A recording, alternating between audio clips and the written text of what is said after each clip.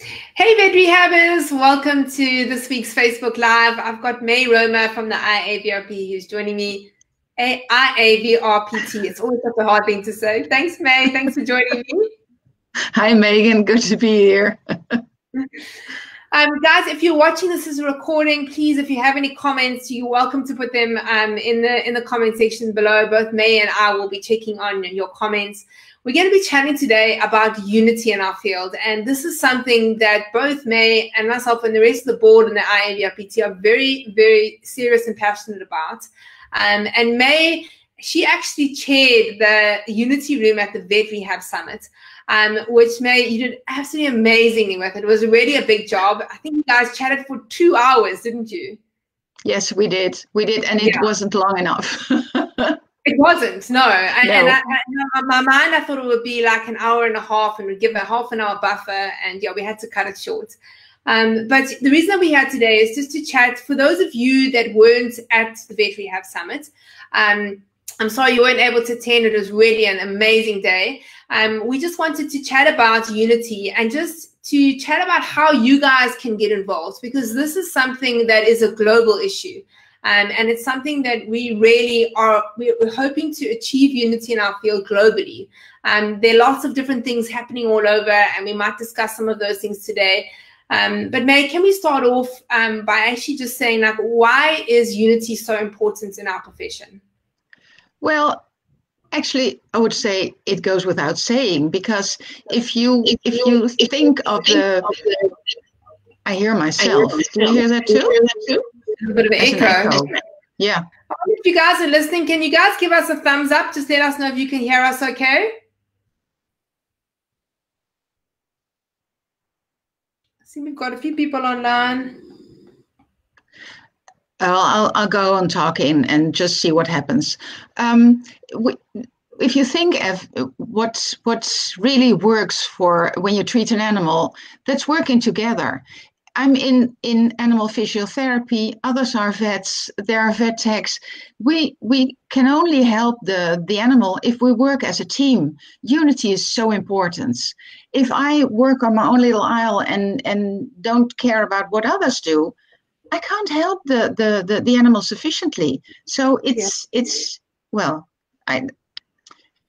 so obvious to me, and I hope to others as well. But it's sad to hear that it is.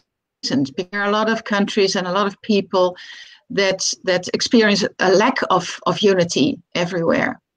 So that's why it's important that we talk about it. It is, yeah. And in the end, it's actually it's for the best outcome for each and every one of our patients. You know, so myself, and it's great because, like, I'm a vet, you're a physio. I know what my limitations are, and I know what I can do. And there were many instances when I was practicing where I knew this case, I'm not the best person to treat this case. You know, I can do what I can do, and I've done that. But now I need somebody else, to support me and to support my treatments. And so for me, like, the Vet Rehab team is so vital because we each come from different backgrounds. That's the amazing thing about our profession, is that we all have different knowledge and different backgrounds. And we each have something different to offer that patient. And then, I used to have this, like, little dream of mine. So I dreamt that I would have this practice, and beautiful. Like if I won the lottery, I would build this big practice, and we would have, like, a chiropractor and a vet physio and a vet nurse, everyone. And then a patient would come in, and then we would all come together for the consults. And I know, like, financially it's not really feasible, but this was like one of my dreams, And then we, like, all look at the patient together, and we say, like, everyone puts their, like, little 2 cents worth in, and we decide, this is the plan. This is what we're going to do, And in an ideal world, that would be brilliant, wouldn't it? Because everyone has something to offer. This lack of unity. Well, that's one thing I would like to say about that, because unity is not only under the same roof. Unity is everywhere. Exactly. I mean, just to prevent that people get the wrong idea. Unity is me working as a physio, and when I see my limitations, just like you said, referring to the chiropractor, or phoning back to the vets and asking, hey, I see this or that, and could you please take a look at that, or could you please make an x-ray? And it's so important that we work together, whether we are under the same roof or not, because only together we can have the best outcome for our patients. Yeah, so I mean, mine's like my little dream, but realistically, that's not really what happens all around the world, because we do have some practices where we have a whole lot of people under one roof, but the majority of vet rehab therapists are single people here and there. And you can still work together. Like, for example, I had an underwater treadmill, but there was a lady who did swimming. She had a swimming pool down the road. I would refer to her. So there were patients, for example, my elbow dysplasia patients, I knew they were better off swimming. And I would send those patients to her, and she would have neurological cases that she would send to me, and we would refer back to one another. And that's what it's about. It's like, here's the patients and what needs to be done, and who are all the different people that can play a part in this. And actually working together, that's where the unity comes. It's actually not competing with one another. We're not in competition here. We're working together for the best outcome for that patient. Yes, it's actually knowing, like you said at the beginning, knowing what your limits are, knowing what the scope of practice of the other people is, and being aware that only by looking at your own limitations and doing the best you can and referring as soon as you think that's important, that's the only way to create your unity, because unity is also about respect. It's also about giving other people the chance to do what they are good at. Yeah, if you understand what I mean. It's yeah, for sure. So for those of you that are here, thank you so much for joining us. We would love to hear your thoughts, guys. So please pop in the comments, like what you think about unity, like what are your experiences? So I mean, what happened at Vet Rehab Summit is we actually created a working group, okay? And this working group, we're going to chat about it. And if there's some of you that want to be involved, exactly how you can get involved. But this working group is a global working group that is going to, in the future now, is going to be working together to achieve this unity in a global scale. So you guys, all the input that we get from you is so vital. So we need to know, like, if you say, I'm in Spain, this is what's happening, we want to know what it's like for you. Do you feel that there is unity? Do you feel that, you're not working together with certain groups of people? We need to know all this information so that we can put something together. The working group can create some way in which achieving this unity. Let's go talk about Vet Rehab Summit. So tell us about the highlights of the Vet Rehab Summit Unity discussion. So unfortunately, because I was behind the scenes running things at Vet Rehab Summit, I didn't get to listen. I'd come in and hear a little bit, and then I'd have to go and do something else. So I'd love to hear from you, just the highlights, what actually happened, what were the discussions, the things that were said, and what happened at the end. It was exciting because there were so many people that were passionate about unity, but it was also saddening because there were so many people that experienced a lack of unity. There were examples of people in different countries, like you mentioned Spain. Spain is very difficult at the moment because there's no unity at all, and in many cases it came back to legislation. So we talked about how can we change that, and that's a very difficult issue, of course, because legislation is different in every country and even in every state. So we also talked about what is the scope of practice of every different professional. How can we describe the different professionals? How can we describe how, like you said, the ideal world would look like? But and in the end, we had this working group, which is great because we can only do this together.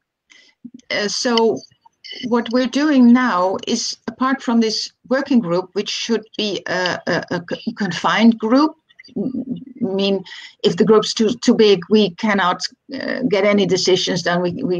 It'll get blurred all over. So we also now have a Facebook group, which practically anybody can attend. If people are passionate about unity and think they want to say something about that, or they need to say something about that, they can join the IAVRPT Unity Facebook group, which is a great place to give your comments, tell what your worries are, or come up with ideas. How do we achieve unity? Because we realize that we started along a road that's probably hard and long and bumpy. And someone even said, I may be doing this for my grandchildren. But since we're all so passionate, I think we'll get somewhere. Yeah, I mean, it's definitely a challenge, and there's absolutely nothing easy about it at all. We've got people in all different countries with different legislations. Everything is set up differently. So to try and achieve this globally is going to be one of the IAVRPT's, I think, one of the things that they're going to be doing for years and years to come. Oh, yeah. But if we don't start and we don't try, then we're not going to get anywhere. So it's a wonderful start. And so for those of you that are interested in joining that Facebook group, we'll put the link to that group in the comments. So the plan for the Facebook Unity group really is for the conversations in that group only to be about the unity issue that we're having. And this is really going to help the working group, because they're going to be able to get all the information that they need in order to be able to discuss that. So how many people are on the working group right now? On the working group, it's only, well, not only, it's 18 people. Okay. But in the Unity discussion, Facebook discussion, there are more, well, every day there are more people.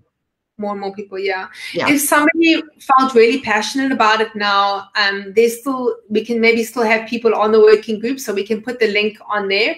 I think that there is going to be a time where we're going to keep it to a certain number of people, right, May? The working group obviously can't be massive, but it could also be split into two, maybe depending on location. So time zones are always an issue. I know for us on the board, trying to work out, we've got people in Australia, South Africa, Europe, and in the States. Just trying to work out a day and a time where all of us can meet together is not easy. And I'm sure that's going to be a challenge too.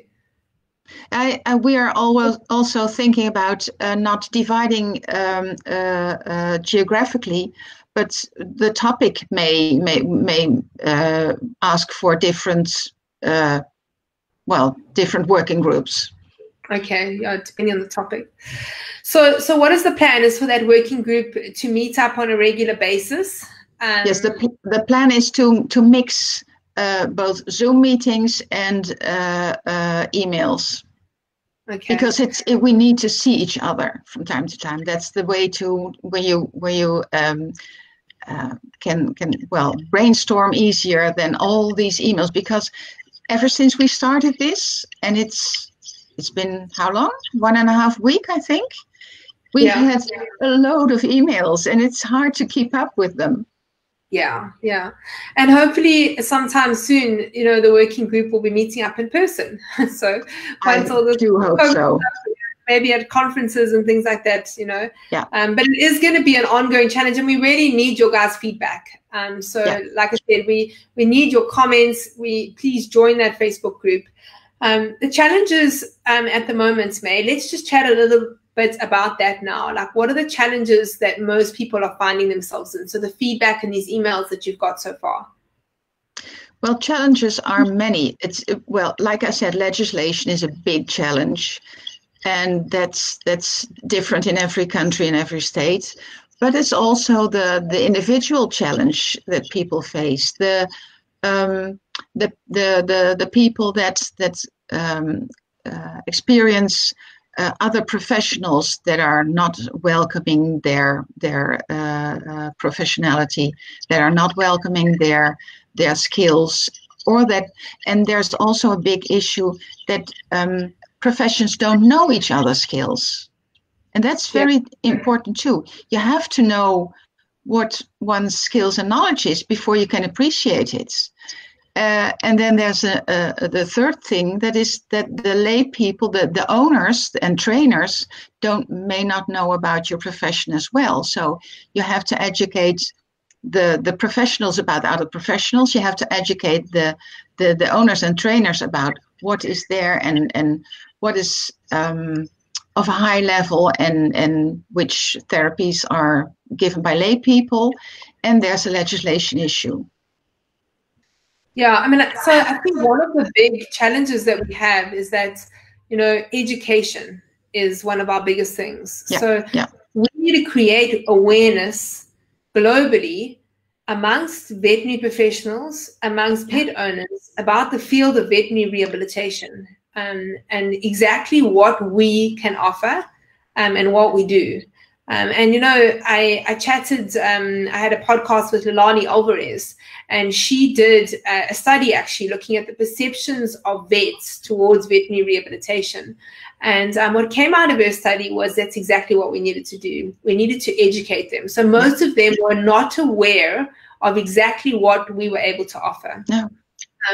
And yeah, I mean, this comes down to, obviously, I'm guessing that this is going to be something that the working group is going to be part of the things that they're going to be doing, but it comes down to each and every one of us. So as a vet rehab, everyone needs to play their part. So like, you guys need to go out there and talk to pet owners, go and do talks, you know, spread the word about vet rehab on social media, do Facebook Lives with each other. At Vet Rehab Summit, we had around the world networking, and I did a little lecture where I was chatting about, you know, exactly this, networking with other veterinary professionals. How can we network? How can we build relationships with them? And how can we work together to create this awareness about vet rehab? Because as soon as there's awareness about vet rehab, then the veterinary profession will recognize us a little bit more. Because I think that's one of the things that a lot of us feel, is that we're not recognized as part of the veterinary field. You know, we're sort of on the outside. Not all of us. I think that some of us have worked our way in, Definitely. but that takes time, right?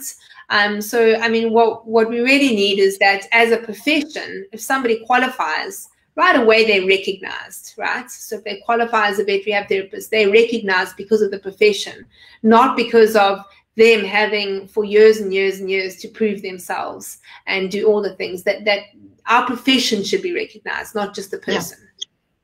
Yeah, but education, like you said, is very difficult. And I think each and every one of us needs to be an advocate for veterinary rehabilitation. That's very important, because only if we talk about it all the time, in the end, people can't overlook us anymore. Exactly. But it takes time. Yeah.